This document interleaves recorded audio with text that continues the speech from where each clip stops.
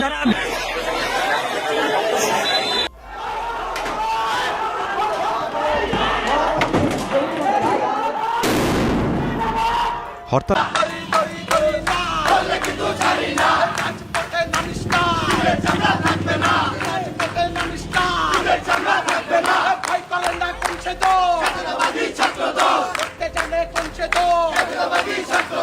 গণভোটের রায়ের পক্ষে সরকারও থাকবে, এটা আমাদের চাওয়া।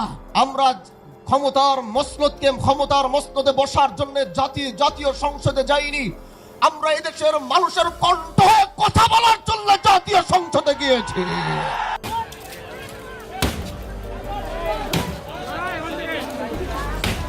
আমাদের বাংলাদেশের জেনজি প্রজন্ম জানেই না 2001 থেকে 2006 বাংলাদেশ কিসের মধ্য দিয়ে গেছে।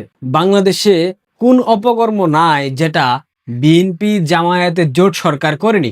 এক যুগে সিরিজ বোমা হামলা।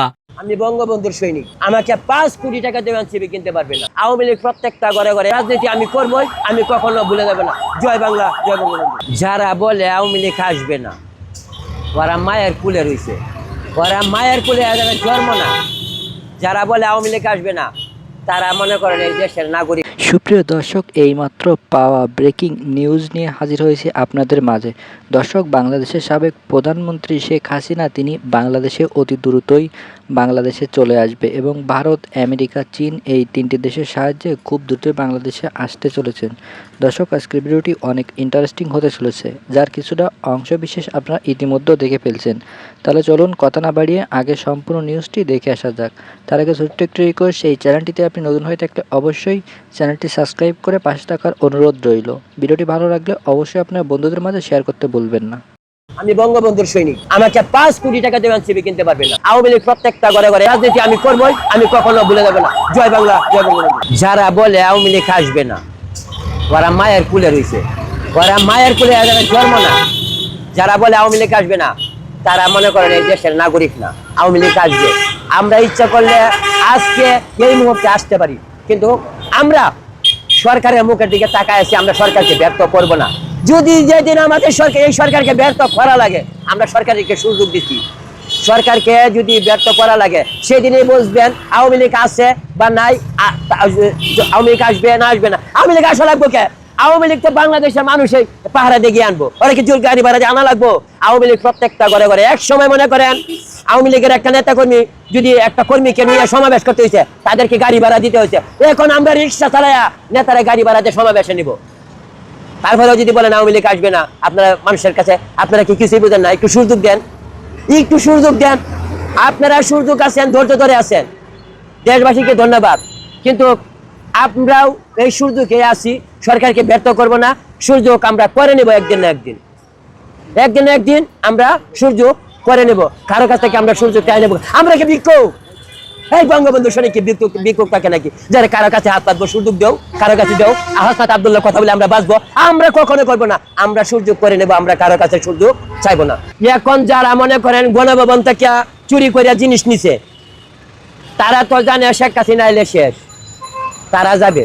আর আমাকে 5 লক্ষ টাকা যদি দেয়, 5 লক্ষ টাকা যদি দেয়, আমি আর একটা এনসিবির মিটিং নিব বা এনসিবির সমাবেশে আমরা দাঁড়া করব, আমি কি যাব? কখনো না। আমি বঙ্গবন্ধুর সৈনিক, আমাকে 5 কোটি টাকা দিয়ে এনসিবি কিনতে পারবে না। আমি আজকে যদি বলি ওই যে এখানে যাই, আমরা 5 লক্ষ টাকা দিবে, আপনারা তো চিনেন, আমাকে আজকে 5 লক্ষ টাকা দিবে, আমি 5 লক্ষ টাকার পুষ্টি কিলাই। আমি বঙ্গবন্ধুর সৈনিক, আমি কখনো টাকার কাছে বিক্রি হই না। আর বঙ্গবন্ধুর সৈনিক যারা, তারা দেহ থাকতে রক্ত ছাড়া যারা বঙ্গবন্ধুর সৈনিক, তারা কখনো যায় না। আর ওরা কি করবো? রাজু বাক্সে কোথা যায় বলে আমি রাজু বাক্সে তো ওরা সমাবেশ করলে আপনাকে মিডিয়াই যাইবো না, কটা দেবো? আর যে মিডিয়া কখন যা ন্যায্য কথা যে বলে, ন্যায্য কথা যে শোনাইতে পারে, তার কাছে মিডিয়া যা।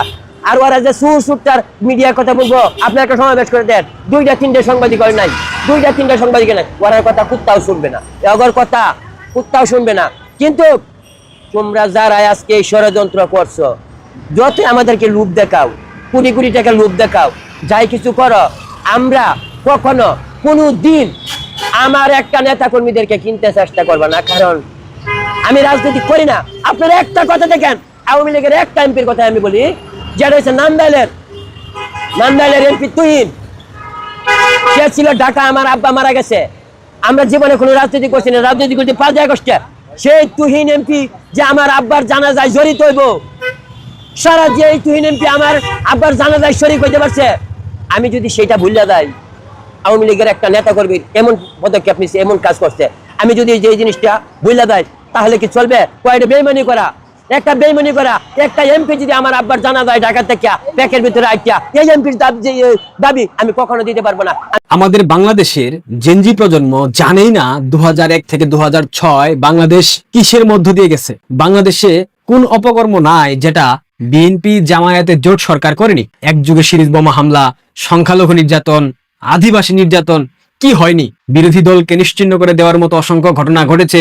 21 আগস্ট, গ্রেনেড হামলা, এই ধরনের অসংখ্য ঘটনা 2001 থেকে 2006 সালে বাংলাদেশে ঘটেছে। প্রত্যেকটা ঘটনার নেপথ্যের কারিগর ছিল বাংলাদেশের বর্তমান পরাধীন মন্ত্রী জনাব তারেক রহমান। হাওয়া ভবন প্রতিষ্ঠা করা থেকে শুরু করে যাবতীয় কেলেঙ্কারি, খামবাচুরি, দুর্নীতি, বিদ্যুৎ নিয়ে নাটক, টেন্ডারবাজি, ঠিকাদারি তো ছিল নিত্য নৈমিত্তিক ঘটনা। সব থেকে যে বিষয়টা মেসাকার হয়েছিল, জঙ্গি হামলা। সারা দেশে একযুগে সিরিজ বোমা হামলা হয়েছিল। 300-র উপরে স্থানে সারা বাংলাদেশে একযুগে বোমা হামলা চালিয়েছিল জামায়াতুল মুজাহিদিন বাংলাদেশ, জেএমবি, শায়েখ আব্দুর রহমান এবং বাংলা ভাই। এদের উৎপত্তি, এদের সৃষ্টি সবকিছু হয়েছে হাওয়া ভবনের চাওয়াতে, হাওয়া ভবনের পৃষ্ঠপোষকতায়, যেটা করেছে জনাব তারেক রহমান। এগুলা তো স্বীকৃত সত্য।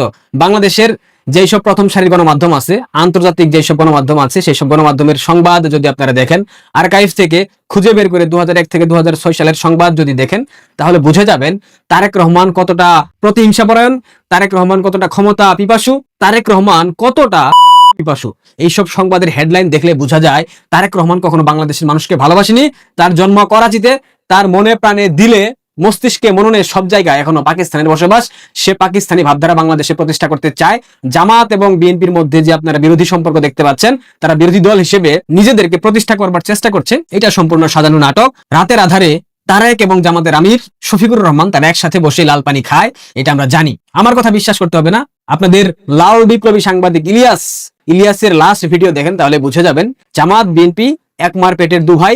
তাদের মধ্যে আপনারা যা দেখতে পাচ্ছেন সব সাজানো নাটক। That's it. বিএনপি ক্ষমতায় আসছে, আবার জামাত প্রধান বিরোধী দল, স্থিতিশীল থাকবে দেশ, সেখানে জঙ্গি হামলা ঘটবে না, এটা তো হয় না।